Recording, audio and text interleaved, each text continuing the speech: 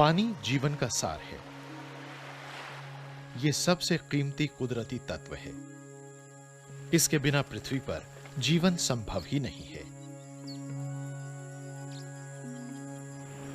बारिश के अलावा भारत में लाखों कुओं और वाटर पंप्स के जरिए जमीन से पानी मिलता है। पानी की ये कभी न खत्म होने वाली आपूर्ति वेटलैंड्स यानी जलीय इलाकों के माध्यम से कुओं और वाटर पंप्स तक पहुंचती है। वेटलैंड और हमारी नदियों के जल ग्रहण क्षेत्र लाखों करोड़ों लोगों को रोजाना पानी मुहैया कराते हैं। पृथ्वी पर मौजूद बाकी पर्यावरण प्रणालियों की तरह वेटलैंड भी अनोखे पर्यावास हैं।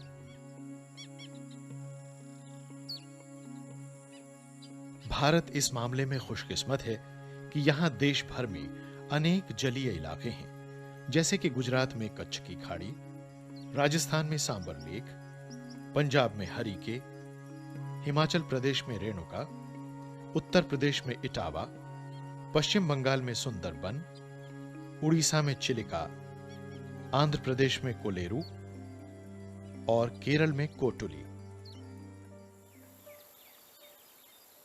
ये अनूठे पर्यावास हमारी जल प्रणालियों को सही सलामत बनाए रखने में महत्वपूर्ण भूमिका निभाते हैं।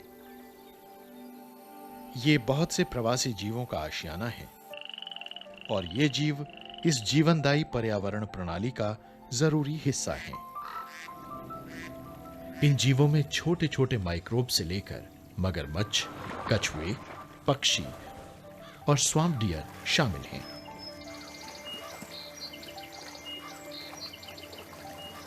वेटलैंड्स कम ऊंचाई वाले कछारी क्षेत्र हैं, जिनमें काफी नमी और पानी होता है। झीलों के विपरीत वेटलैंड्स सदा बदलते रहने वाले जल भंडार होते हैं, जिनमें पानी का स्तर जमीन की सतह के बराबर या उससे ऊपर रहता है। वेटलैंड जमीन और पानी के बीच की प्राकृतिक कड़ी हैं। ये स्थायी जलीय और सूखे टेरेस्ट्रियल पर्यावासों के बीच के सदा बदलते रहने वाले इलाके हैं। हमारे देश में कई तरह के वेटलैंड हैं, जैसे दलदल, जल वाले खुले स्थान, मैनग्रोव और ज्वार वाले समतल स्थान। सुंदरबन मैनग्रोव तो दुनिया का सबसे बड़ा डेल्टा है। इससे न सिर्फ बहुत से पेड़ पौधे और जीव पलते हैं, बल्कि मछुआरों की बहुत बड़ी आबादी की रोजी रोटी भी चलती है। वेटलैंड स्वस्थ पर्यावरण के लिए बेहद जरूरी हैं। ये पानी में मौजूद ठोस चीजों और पोषक तत्वों को रोककर सतह के जल को छानते हैं और शुद्ध करते हैं। ये मानसून और बाढ़ के दौरान किसी स्पंज की तरह पानी को सोख लेते हैं।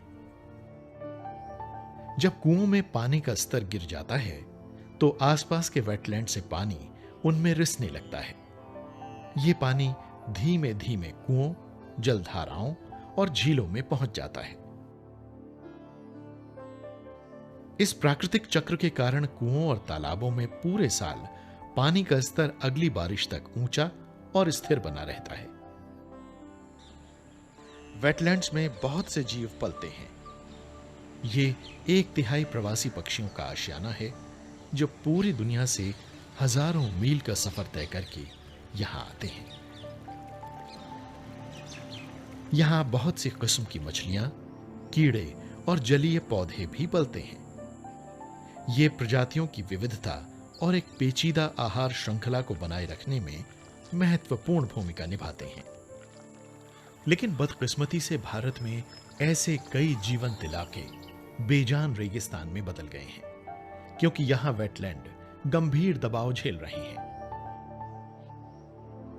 तेजी से फैलती इंसानी आबादी, जमीन के इस्तेमाल और इसकी ऊपरी सतह में आ रहे भारी बदलाव, विकास संबंधी बड़ी बड़ी परियोजनाएं, व्यापारिक शोषण और वाटरशेड के गलत इस्तेमाल से हमारे देश के वेटलैंड इलाकों में भारी गिरावट आई है।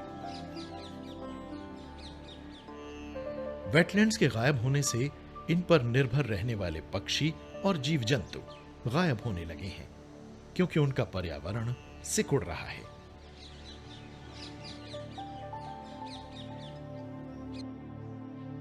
इन्हीं जीवों में से एक है इंडियन सारस क्रेन, यानी भारतीय सारस पक्षी। पूरे भारत में बेहद सम्मान की दृष्टि से देखे जाने वाले इस पक्षी को आज बेहद खतरा है।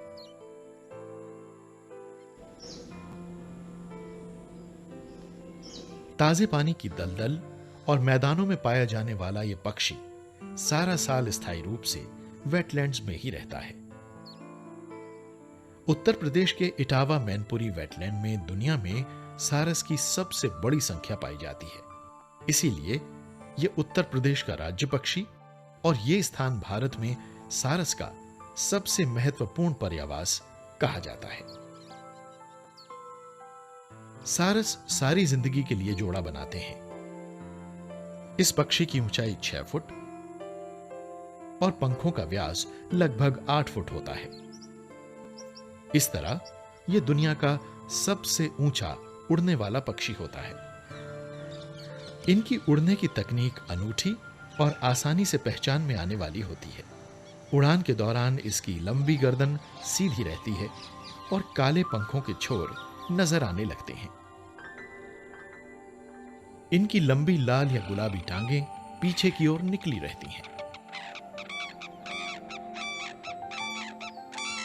वयस्क सारसों का रंग सुरमई और सिर बालहीन लाल रंग का होता है, जिस पर सफेद फुनगी होती है, और इनकी चोंच गहरे रंग की और नोकदार होती है। नर और मादा के रंग में अंतर नहीं होता। ये पक्षी आमतौर पर 2 से 5 के छोटे छोटे समूहों में होते हैं और ये उथले पानी या खेतों में अपनी लंबी चोंच से खरपतवार और ट्यूबर्स को खोजते रहते हैं। सारस प्राकृतिक वेटलैंड्स का हिस्सा रहे हैं और खेती वाले इलाकों में भी किसानों के साथ बिना किसी परेशानी के रहते हैं, क्योंकि ये उनकी फसलों को नुकसान नहीं पहुंचाते। सारस हर तरह का आहार खाते हैं। इनमें कीट, जलीय पौधे और जानवर, कवच वाले जीव, छोटे रीढ़ की हड्डी वाले जानवर और अकशेरुकी जानवर शामिल हैं। ये जोंकों, सांपों और दूसरे नुकसानदायक कीटों को खाते हैं, जिससे खेत साफ रहते हैं और इन जीवों की आबादी नियंत्रण में रहती है।